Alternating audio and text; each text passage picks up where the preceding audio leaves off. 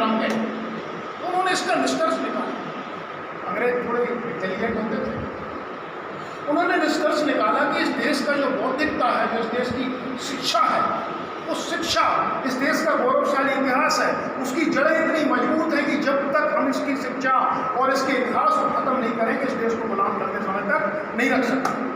तो उन्होंने दो इतिहासकार बुलाए उस समय, बड़े प्रसिद्ध इतिहासकार थे, एक मैक्स मूलर, दूसरा विंसेंट स्मिथ, और दोनों को टास्क दिया गया कि भाई इस देश के इतिहास को आप बदलें, अपने हिसाब से लिखें, इस देश का इतिहास ऐसा लिखें ताकि इस देश के लोगों के अंदर हीन भाव आए, वो अपनी गर्दन झुका के चले, ना कि तो उन्होंने ऐसा इतिहास बनाया। सोचिए, उसमें लिखा है कि एक व्यक्ति था, विश्व विजेता था, सिकंदर भारत आया और भारत में राजा पोरस को हराया और हार कर लौट गया।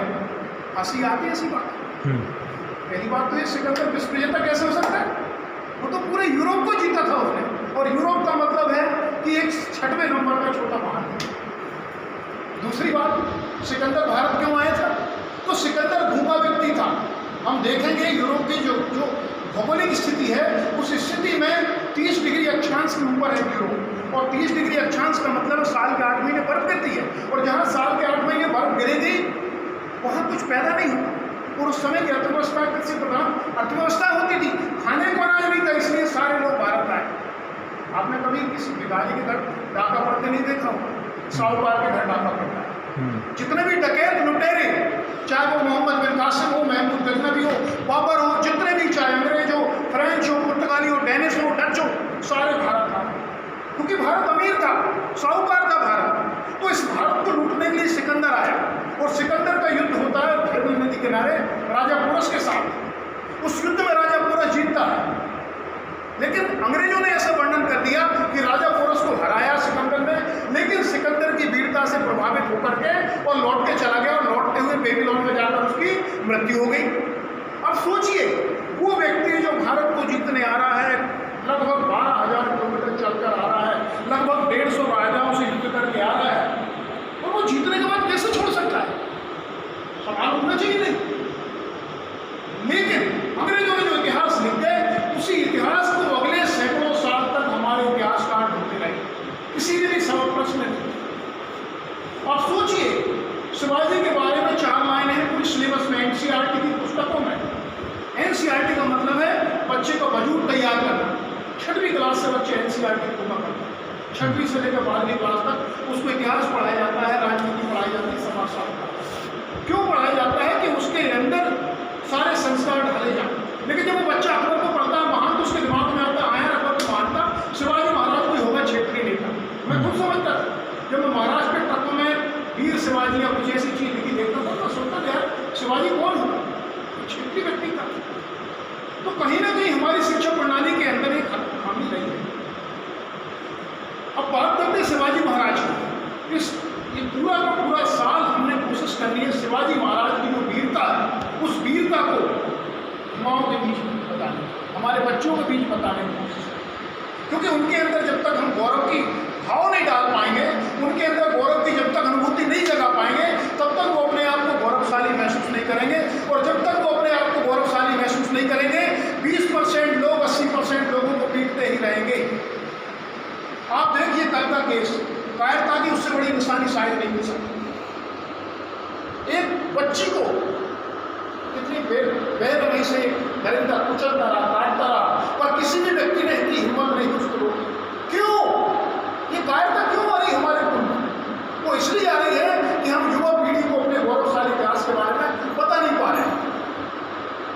सिर्फ ये होता एक व्यक्ति जिसका लगभग 70% भारत में साम्राज्य, जिसके पास 10 लाख से अधिक सेना, पैसे की कोई कमी नहीं, जिसको टक्कर देना औरंगजेब को, औरंगजेब जैसे शासक को टक्कर देना। आप पढ़ेंगे तो जो फिल्मी स्टाइल में आज की जो पिक्चर बनती है ना, उस स्टाइल में आगरा से निकल के आए, आगरा की कैद में शिवाजी को धोखे से कैद कर दिया, वहाँ से भाग के आए और औरंगजेब को चैलेंज किया। आते ही सूरत लूटा। क्यों लूटा? क्योंकि सूरत महत्वपूर्ण बंदरगाह होता था जहाँ से मक्का मदीना की यात्रा जाती। सूरत को लूट के दिखाई देगा, मैं तेरे को बताता। और लूटने के बाद लगातार 44 किले जीते, और जीतने के बाद औरंगजेब को मैसेज मिल पाया कि रोक सके तो रोक, मैं राज्याभिषेक का मेरा। 1674 को राज्याभिषेक, और उसके बाद में भारत के सबसे बड़े ब्राह्मण से राज्याभिषेक कराऊंगा, जिसका नाम है गंगा भट्ट, बनारस का पंडित जी। तो पंडित जी के आसपास, उस ब्राह्मण के आसपास औरंगजेब ने सैकड़ों सैनिक लगा दिए कि कैसे भी ये उसके राज्याभिषेक नहीं करना चाहिए शिवाजी।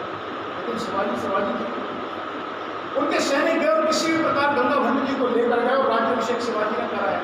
ऐसे वीर योद्धा थे, एक बोल सकते हैं जो अश्वमेध का घोड़ा चढ़ा था औरंगजेब को, उस घोड़े को हराने वाले वीर शिवाजी। और अगर आप इतिहास में थोड़ा सा पढ़ेंगे तो देखेंगे, अगर शिवाजी नहीं होते तो मुगलिया सल्तनत का पता नहीं, क्योंकि शिवाजी को 35 साल तक टक्कर देने वाला व्यक्ति भारत में शिवाजी महाराज। और अगर सोचिए, औरंगजेब 35 साल दक्षिण भारत में नहीं लड़ता तो उसका खजाना खाली नहीं होता, और खजाना खाली नहीं होता तो हमारी नस्ल तबाह कर देता। क्योंकि वो दक्षिण भारत में बैठा था, इसलिए कुछ हिंदू मंदिर बच गए, कुछ हिंदू बच गए जो दारुल इस्लाम नहीं बन पाए। दारुल हर्ब को दारुल इस्लाम में कन्वर्ट करना था। भारत भूमि वीरों से भरी हुई पड़ी, वीरों की भूमि है, लेकिन कुछ समय से हमारे अंदर में खून है तो लगभग जमता जा रहा है। और उसका कारण सिर्फ यही है कि हम सिर्फ और सिर्फ अपने आप में आत्मसात हो रहे हैं। मैं, मेरा परिवार का मतलब मेरे 2 बच्चे और 1 बेटी। हमें समाज से कोई मतलब नहीं, लेकिन आज अगर हम नहीं जगे तो हमारे समाज का पतन निश्चित है। 2025 में बहुत सारे सर्वे आए हैं जो सर्वे बता रहे हैं कि हिंदू आबादी अल्पसंख्यक हो जाएगी, मुस्लिम आबादी उससे ऊपर। आप देखिए, दुनिया के 56 देश हैं मुस्लिम, जिनके एक संगठन आईओसी, इंटरनेशनल इस्लामिक कोऑपरेशन करके देश है। साल में उनकी एक बार बैठक होती है, और हम भारत के हिंदू ही सिर्फ एक देश के हिंदू इकट्ठे बैठकर बैठक नहीं कर सकते। इससे बड़ी बढ़त क्या हो सकती है? तो चूंकि समय कम है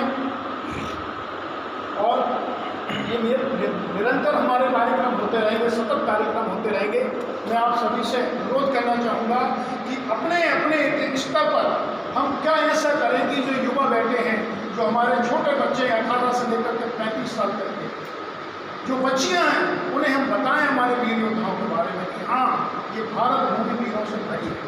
और एक विशेष व्यक्ति के लिए, विशेष लोगों से हमें सावधान भी नहीं, क्योंकि जो आज सीन में देख रहा हूँ जो चल रहा है,